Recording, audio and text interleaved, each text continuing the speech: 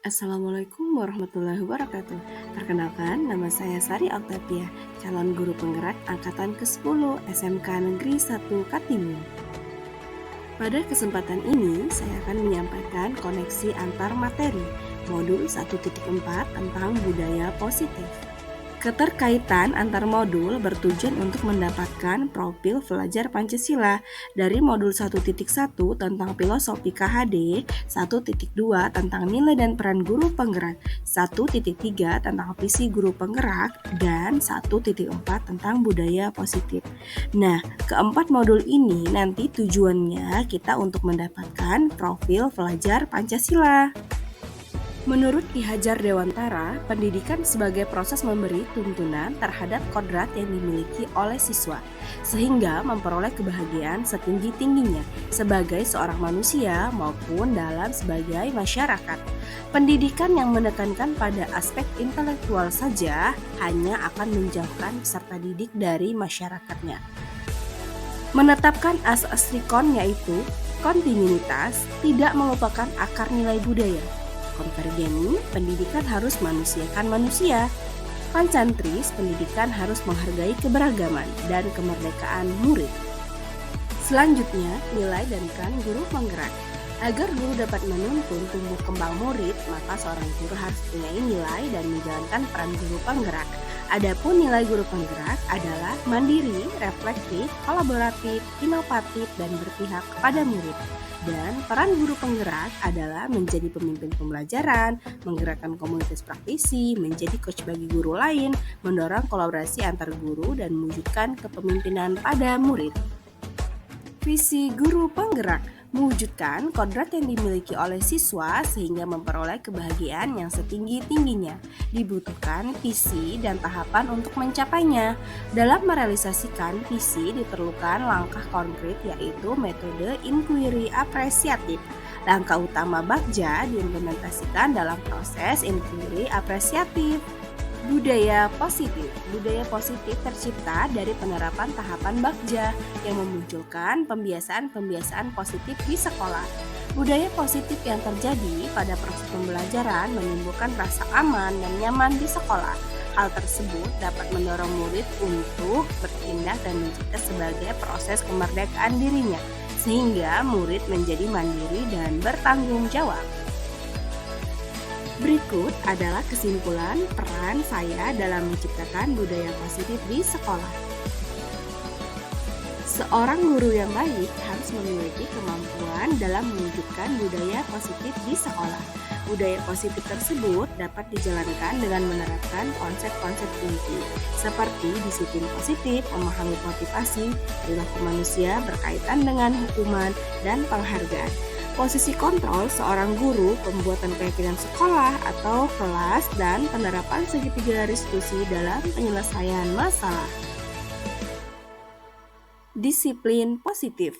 Cara penerapan disiplin yang mengajarkan anak bertanggung jawab dan menumbuhkan kesadaran diri berdasarkan nilai-nilai kebajikan. Lebih ke arah disiplin diri yang dapat mengontrol diri dalam melakukan segala tindakan. Selanjutnya, dapat membuat murid memahami dan menyadari berdasarkan motivasi internal, bukan akibat paksaan, pujian, atau hukuman. Selanjutnya, ada 3 motivasi perilaku manusia.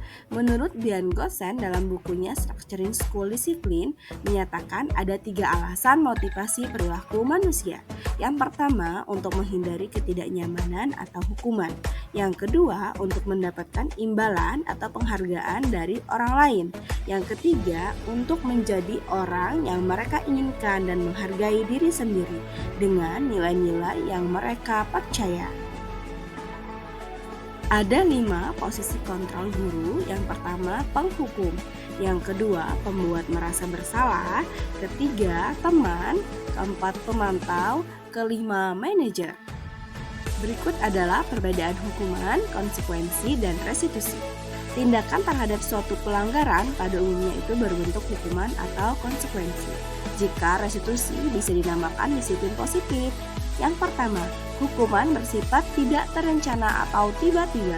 Yang kedua, konsekuensi bersifat sudah direncana atau sudah disepakati. Yang ketiga, restitusi proses menciptakan perbaiki kesalahan sehingga mereka bisa kembali ke kelompoknya. Selanjutnya, keyakinan sekolah atau kelas. Guru berperan dalam mewujudkan terbentuknya keyakinan sekolah atau kelas dengan adanya kesepakatan antara guru dan murid. Keyakinan kelas berupa pernyataan universal yang mudah diingat dan dipahami dan harus diterapkan dalam lingkungan sekolah. Segitiga restitusi. Ada 3 tahap dalam segitiga restitusi. Yang pertama, menstabilkan identitas. Misalkan kalau kita menemukan suatu masalah kepada siswa, kita harus menanyakan, setiap orang pasti melakukan kesalahan yang sama. Kamu bukan satu-satunya yang pernah melakukan kesalahan tersebut. Yang kedua adalah validasi tindakan yang salah. Kamu tentu punya alasan mengapa melakukan itu. Adakah cara yang lebih efektif untuk mendapatkan apa yang kamu butuhkan? Yang ketiga adalah menanyakan keyakinan. Keyakinan kelas apa yang telah kita sepakati? Atau kamu ingin menjadi orang yang seperti apa? Nah, pertanyaan-pertanyaan ini nanti kita akan terapkan kepada anak atau peserta didik yang memiliki suatu permasalahan. Berikut adalah refleksi pertanyaan.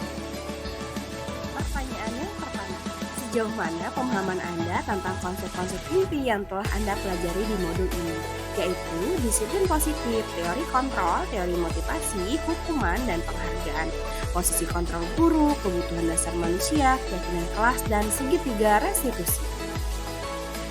Saya sudah memahami konsep-konsep modul budaya positif berkaitan dengan disiplin positif, teori kontrol, teori motivasi, hukuman, dan penghargaan, posisi kontrol guru, kebutuhan dasar manusia, keyakinan kelas, dan segitiga restitusi. Seluruh konsep inti tersebut harus diresapi dalam diri, mewujudkan dalam tindakan, dan dibagikan pada rekan guru di sekolah. Pertanyaan yang kedua. Perubahan apa yang terjadi pada cara berpikir Anda dalam menciptakan budaya positif di kelas maupun di sekolah Anda setelah mempelajari modul ini? Perubahan lainnya yaitu posisi kontrol saya lakukan sebagai pemantau, yang cenderung sebagai penghukum ternyata masih kurang tepat untuk mewujudkan budaya positif, sehingga saya perlu merubahnya menjadi posisi manajer dan menerapkan segitiga restitusi. Yang ketiga, pengalaman seperti apa yang pernah Anda alami terkait penerapan konsep-konsep inti dalam modul budaya positif, baik di lingkungan kelas maupun sekolah Anda. Saya menangani siswa yang sering bolos saat jam pelajaran terakhir. Saya menggunakan langkah-langkah dalam segitiga restitusi, yaitu menstabilkan identitas, validasi tindakan yang salah, dan menanyakan keyakinan. Selanjutnya, bagaimanakah perasaan Anda ketika mengalami hal-hal tersebut? Perasaan saya ketika mengalami hal-hal tersebut sangatlah tertantang untuk mengimplementasikan posisi guru sebagai manajer saat menerapkan segitiga restitusi. Dengan memposisikan guru sebagai manajer, guru memberi kesempatan kepada siswa untuk mempertanggungjawabkan perilaku dan mendukung murid dalam menemukan solusi permasalahannya. Menurut Anda, terkait pengalaman dalam penerapan konsep-konsep tersebut, hal apa sajakah yang sudah baik? Adakah yang perlu diperbaiki?